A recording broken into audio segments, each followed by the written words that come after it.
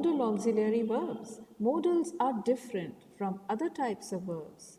They are also helping verbs, but they are free from subject-verb agreement, means they do not change their form whether the subject is singular or it is plural.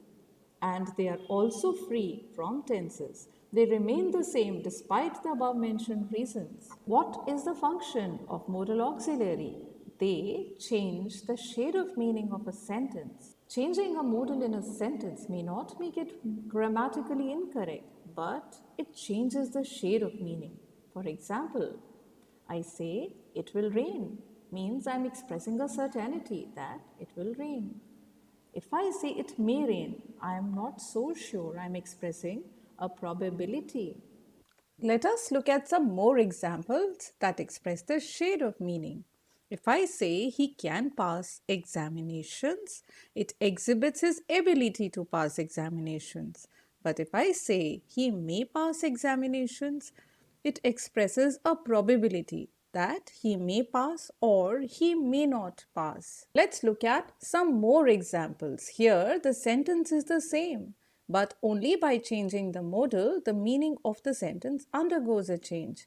Rashmi will go to the post office. Surely she will expresses certainty. Rashmi can go to the post office expresses her ability to go. Rashmi may go to the post office expresses a probability, but Rashmi might go to the post office expresses a remote possibility that most likely she will not go.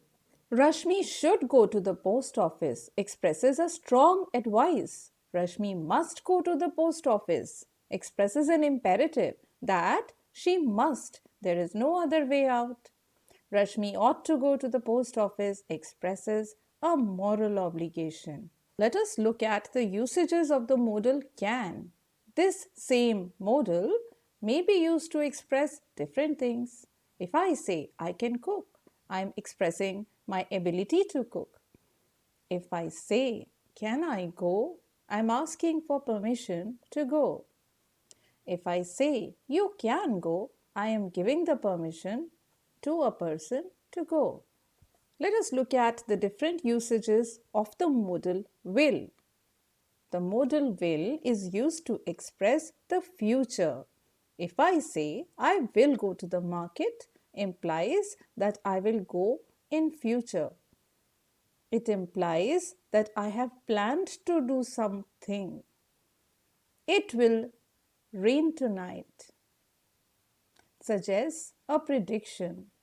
So the modal will expresses either a plan or a prediction. Other usage is intention. If I say I will cover your books, implies that I am willing to do it. I have the intention to do that. I will help you suggests an intention. I will do it or I shall quit means that I am determined that I will do so and so work, otherwise I will quit. If I want to make a promise, how will I use will? I will do it properly the next time. This suggests a promise. I will help you complete the project means that I am committed to help you, which is also a promise. Will expresses certainty. It will definitely rain. She will surely come. The usage of will along with you indicates an invitation or a request. Will you make some tea for me? Will you lend me your book for a week? Shall. Let's understand where shall is used. Shall is used with the first person. For example, when shall we go to the movie? We is the first person pronoun. I shall meet you tomorrow. I is the first person pronoun. But shall can also be used along with second and third persons. And when I do that, it expresses a command, a promise, or a threat. For example, you shall not scribble on the walls again. I am giving a warning. I am commanding. I shall return the book tomorrow. I am making a promise. You shall be punished if you don't come on time is a threat. What happens when I reverse the order of I shall to shall and I? Let's have a look. Shall plus I or shall plus we are used to ask the will of the person addressed. Example, shall I give her your book? It means that, do you want me to give her your book? Which dress shall I buy? It means, what is your advice regarding this dress? Shall we go for a walk? Makes a suggestion. The usage of the modal can or could. The modal auxiliary can and could express ability or capacity. It is one usage of this modal. Can expresses ability of the present time. If I say I can cook food, means I know how to cook food and I can cook it in the present time also. Let's look at some other examples. I can play golf. She can sing melodiously. These examples talk about the ability or the capacity of a person. Could. The modal auxiliary could expresses the ability of the past, means something which could be done by me in the past, that ability is lost now. Examples. When I was younger, I could walk 10 miles on foot. I'm older now. I do not have that capacity anymore. I could pass through this hole when I was a child. Now I'm grown up and I can't do it now. I can use can to make a request. Can you get me a glass of water? Can you shut the windows, please? I can use could also to make requests, but could is just a more polite form of can. For example, could you lend me your book for 2 days? It's a polite request. Could you sit down? Could you give me a piece of chalk? Should and would are used as the corresponding past forms of shall and will in reported speech. She said she would meet the principal the next day. The modals may and might express probability. For example, the sky is overcast with clouds. It may rain. It may rain or it may not rain. She may come, or she may not come. So, may expresses a 50-50 chance. Let's look at some more examples of may. She may go to see the doctor tomorrow. There is a possibility that she might go. He may meet the director tomorrow. Again, there is a possibility. Usage of might. It might rain, but most probably it will not rain because there is a remote possibility. She might come. Most probably she will not come. Hence, might expresses a remote possibility, means that the likelihood of this happening is very less. Let's see what words can be used to seek permission. May and might are polite words used for asking permission. Haven't you often used this? May I come in? May I leave now? May I clear your table?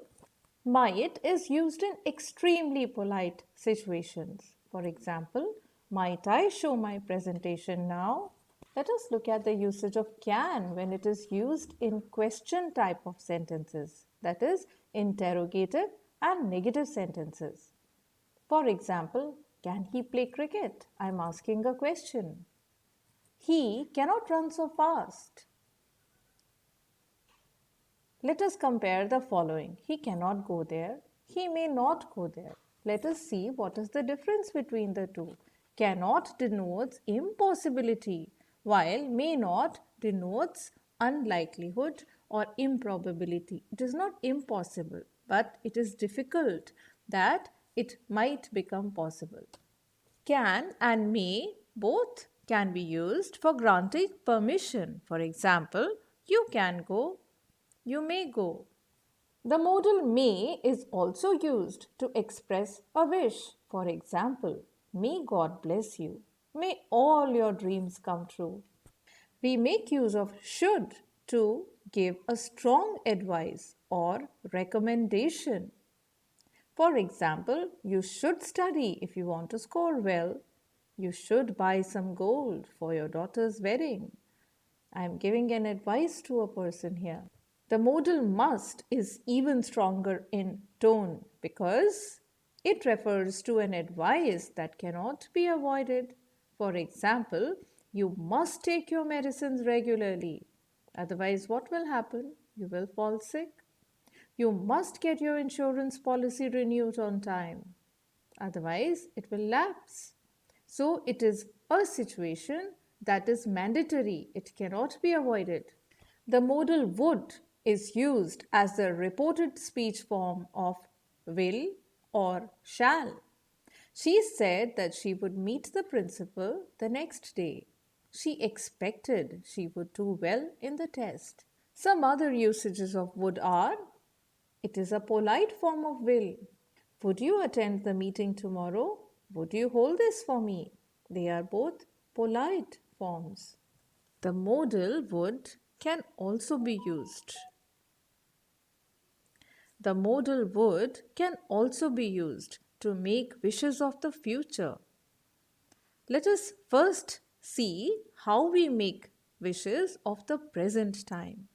I wish there were better facilities in my college. Means I am studying in college and I wish or I hope that the facilities in my college were better than what they are now. Wishes of the past. I wish there had been better facilities in my college. When I was a student, it means the facilities have improved in the present time, but they were not like this when I was studying, that is, in the past. Wishes of the future. I wish there would be better facilities in my college. They are not good as of now, but I wish that thing to happen in the future. The modal ought to expresses a moral obligation, means you are not legally bound by it, but you are bound by your morality or values. We ought to obey our elders. She ought to look after her sick mother.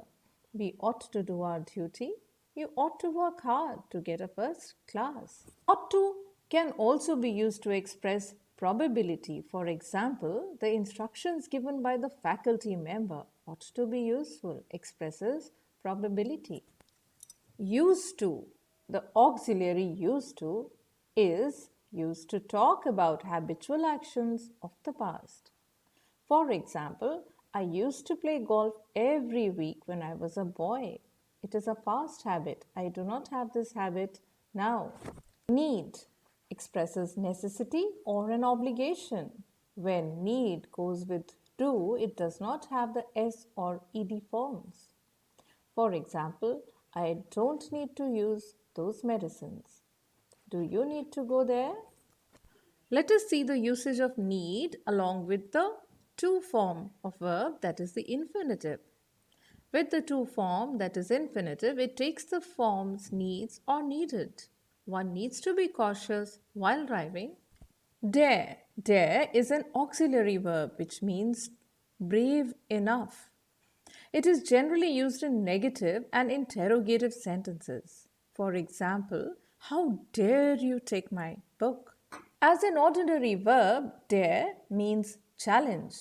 For example, I dare you to jump over this wall. When dare or do plus infinitive with or without to after it is used, then this is the usage. She doesn't dare to contradict me. That's all for today. Meet you in the next class where I will teach you the main verbs,